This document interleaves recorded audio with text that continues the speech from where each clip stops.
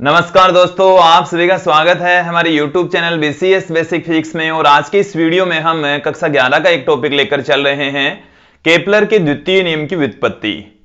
Kepler के द्वितीय नियम को हम क्षेत्रफलों का नियम भी कहते हैं। है क्या वो एक बार सुन लीजिए कि ग्रह और सूर्य को मिलाने वाली रेखा के द्वारा समान समयांतरालों में समान क्षेत्रफल तय किए जाते हैं। एक बार सुन लीजिए फिर से कि केपलर ने अपने जो नियम दिए थे वो ग्रहों की गति से संबंधित नियम दिए थे, और इन्होंने अपने दूसरे नियम में यह बताया था कि ग्रह और सूर्य को मिलाने वाली जो रेखा है उसके द्वारा समान समयांतरालों में समान क्षेत्रफल तय किए जाते हैं। एक बार फिर से सुन लीजिए कि ग्रह और सूर्य को मिलाने वाली रेखा द्वारा समान समयांतरालों में समान क्षेत्रफल तय किए जाते हैं, अर्थात उसकी क्षेत्रफलीय चाल नियत रहती है। क्षेत्रफलीय चाल नियत रहती है। और हम इस वीडियो में इस नियम को व्युत्पन्न करने वाले हैं, प्रूफ करने वाले हैं। तो देखिए दोस्तों, क्या है नियम। पहले हम नियम आपको पुट करवाऊंगा मैं यहां पर, और उसके पश्चात इसकी व्युत्पत्ति आप लोगों के सामने रखूंगा।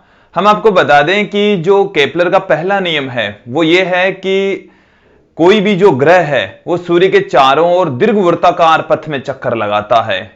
कि सूर्य के चारों ओर चक्कर लगाने वाले ग्रहों का जो पथ होता है वो दीर्घवृत्ताकार पथ होता है। तो देखिए यहां से केपलर का जो द्वितीय नियम है, जिसे हम क्षेत्रफलों का नियम भी कहते हैं, इस द्वितीय नियम को क्षेत्रफलों का नियम भी कहा जाता है क्या एक बार सुन लीजिए।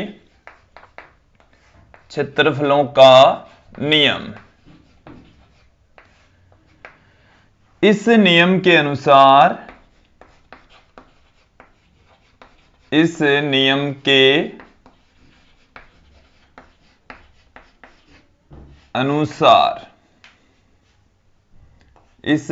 के अनुसार ग्रह व सूर्य को मिलाने वाली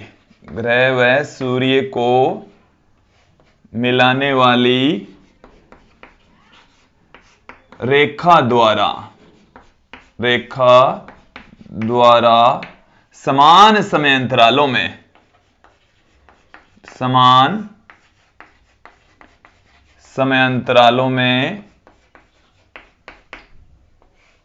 समान क्षेत्रफल तय किए जाते हैं। समान क्षेत्रफल तय किए जाते हैं।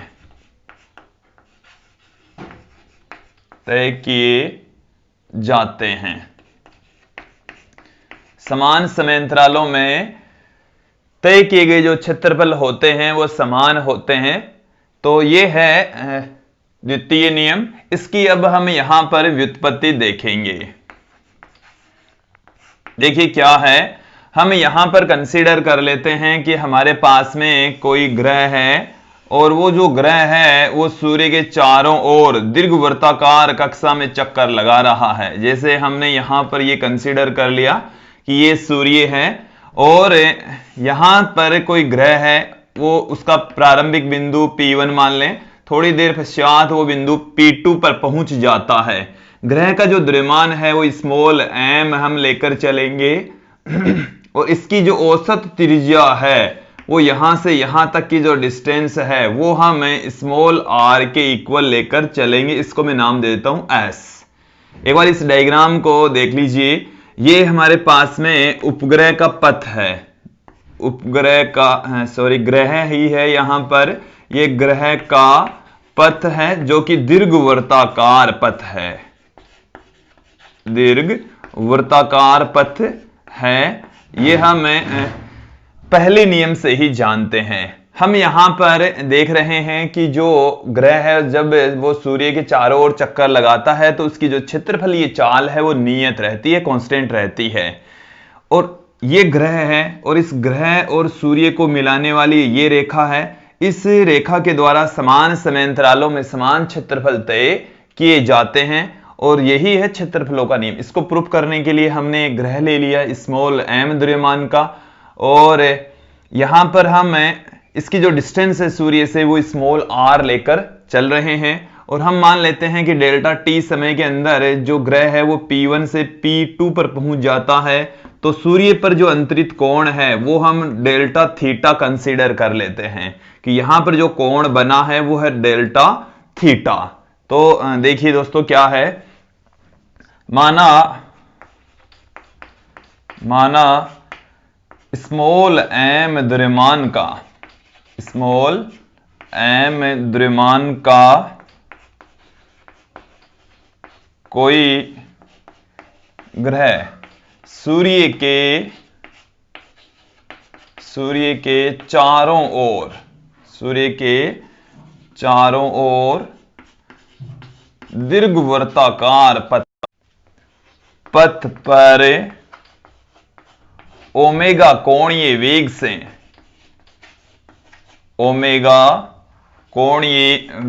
से चक्कर लगा रहा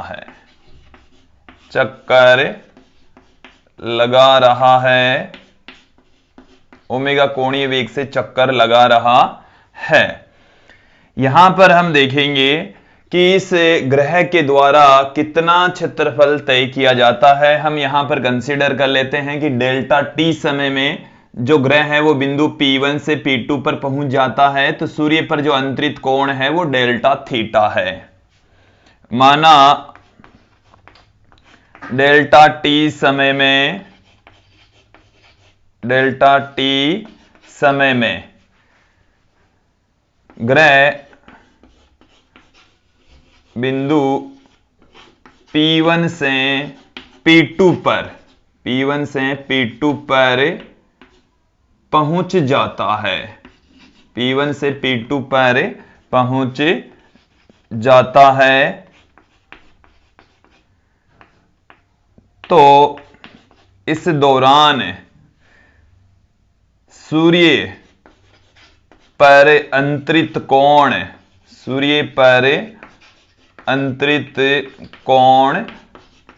डेल्टा थीटा है।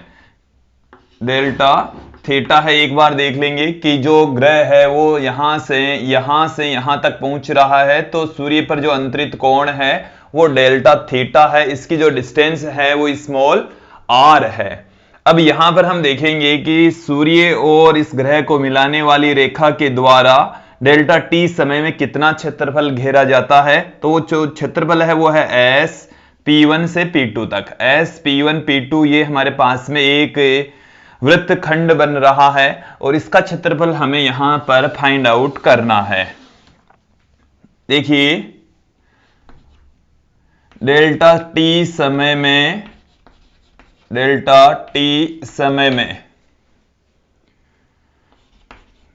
ग्रह व सूर्य को मिलाने वाली रेखा द्वारा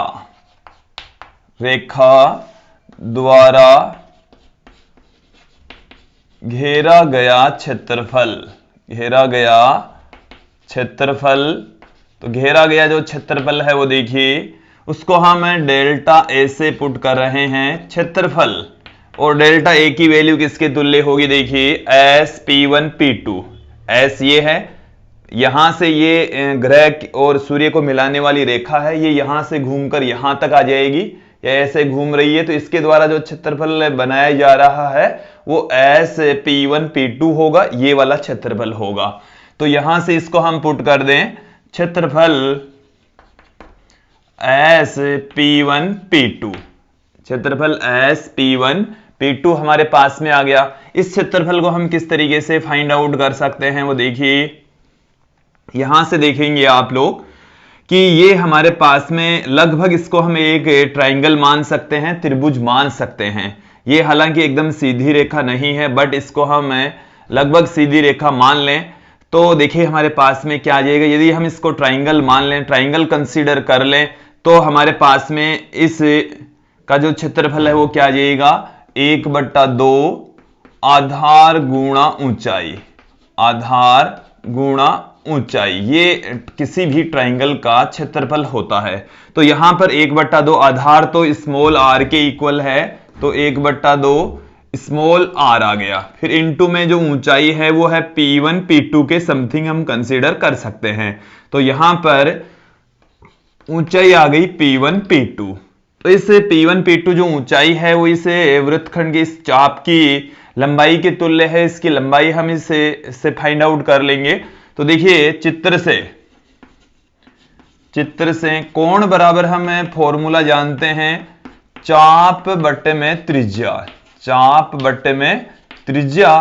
तो यहां पर देखिए जो कोण है वो है डेल्टा थीटा और चाप है वो हमारे पास में है P1 P2, P1 से लेकर P2 तक, और जो रेडियस है वो है स्मॉल आर के तुल्य, स्मॉल आर के बराबर। तो यहां हमें चाहिए P1 P2 की वैल्यू चाहिए। तो आर डेल्टा थीटा हमारे पास में आ गया। इसको मैं यहां पर पुट कर देता हूं इक्वेशन नंबर 1 में। तो समीकरण 2 को हम समीकरण 1 में पुट करेंगे तो हमें मिलेगा डेल्टा ए कितना आ जाएगा, यहां से देखिए 1/2 आर, P1 P2 की वैल्यू है आर इंटू डेल्टा थीटा। तो ये हमें मिल गया है half R square delta theta. अब पूरी इक्वेशन को हम डेल्टा टी से डिवाइड कर देंगे। पूरी इक्वेशन को हम उपरोक्त समीकरण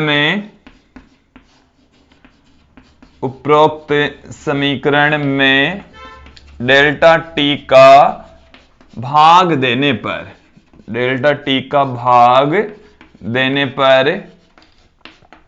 टी का जब हम भाग लगाएंगे तो हमें क्या मिलेगा, देखिए delta A upon delta T बराबर, यहां से half R square delta theta upon delta T.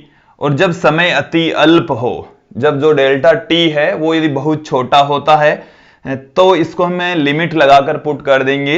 यदि डेल्टा टी अति अल्प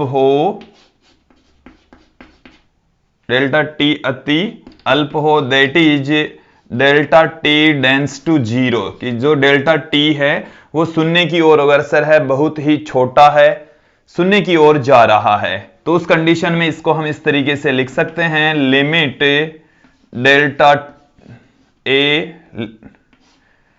delta T tends to zero, delta A upon में डेल्टा टी बराबर, यहां से देखेंगे कि 1/2 आर स्क्वायर पर लिमिट का कोई इफेक्ट नहीं पड़ रहा है, इसलिए मैंने limit delta theta upon delta T पर ही अप्लाई की है। तो limit delta T tends to zero, delta theta upon delta T, ये पुट कर दिया। अब जब हमें यहां तक मिल गया है तो इसके पश्चात देखिए क्या है कि जब इसको हम समय बहुत छोटा होता है तो dA अपॉन dt के रूप में इसको पुट कर सकते हैं। तो अब यहां से थोड़ा सा मिटाना पड़ेगा। देखिए इसे हम क्या लिख सकते हैं, dA upon dt equal to half R square D theta upon dt। और ये जो डी थीटा अपॉन dt है वो है कोणीय वेग। कोणीय विस्थापन में कोण में जो समय के साथ में परिवर्तन होता है तो उसको हम कोणीय वेग कह देते हैं। तो डी थीटा अपॉन dt, इसको हम ओमेगा से पुट कर देंगे। ये ग्रह का कोणीय वेग है, ग्रह का कोणीय वेग। तो इसे हम इस तरीके से पुट कर देंगे, dA upon dt is equal to half R square omega. ये हमारे पास में आ गया है। अब हम जानते हैं, देखिए क्या जानते हैं हम, ग्रह की गति के दौरान कोणीय संवेग संरक्षित रहता है, दौरान कोणीय संवेग संरक्षित रहता है। कोणीय संवेग है उसकी वैल्यू नियत रहती है, संरक्षित रहती है। कोणीय संवेग जब संरक्षित रहता है इसका मतलब ये हुआ है कि L बराबर होता है I इंटू ओमेगा। ये जो वैल्यू है वो नियत रहेगी, कांस्टेंट रहती है। कोणीय संवेग संरक्षण से हम I के स्थान पर क्या पुट कर सकते हैं, देखिए L बराबर m into R square put कर देंगे तो m into R square omega आ गया। यहां से हमें वैल्यू चाहिए ओमेगा आर स्क्वायर की या आर स्क्वायर ओमेगा की, तो आर स्क्वायर ओमेगा इसके स्थान पर हम L बट्टे में m पुट कर देंगे। तो इसको मैं देता हूं इक्वेशन नंबर 3, इसे मैं देता हूं इक्वेशन नंबर 4। समीकरण 4 को हम 3 में पुट कर देंगे। समीकरण 4 को हम 3 में पुट कर देंगे। समीकरण 4 को 3 में पुट करेंगे तो dA upon dt, dA upon में dt ये आ गया 1/2 L बाई m। तो ये आ गया L बट्टे में 2m। यहां पर देखेंगे ये m है वो ग्रह का द्रव्यमान है और L उसका कोणीय संवेग है। L और m दोनों कांस्टेंट है, 2 यहां पर कांस्टेंट है ही, तो ये वाली जो वैल्यू है वो नियत रहेगी। ये जो वैल्यू है वो नियत रहेगी, कांस्टेंट रहेगी। इसका मतलब ये हुआ है कि dA upon dt, dA upon dt इसका मान नियत रहता है, कांस्टेंट रहता है। और यही क्षेत्रफलों के नियम का गणितीय रूप है। इसका मतलब समझ लेंगे कि जो ग्रह और सूर्य को मिलाने वाली रेखा है उसके द्वारा जो क्षेत्रफल तय किया जाता है या उसकी जो क्षेत्रफल ये चाल है वो नियत रहती है, कांस्टेंट रहती है। और इसी को ही हम कहते हैं केपलर का द्वितीय नियम, केपलर के क्षेत्रफलों का नियम। तो दोस्तों ये इसको हमने यहां पर प्रूफ कर दिया है कि dA अपॉन dt है वो नियत रहती है, कांस्टेंट रहती है। क्षेत्रफल ये चाल है वो नियत रहेगी, कांस्टेंट रहेगी।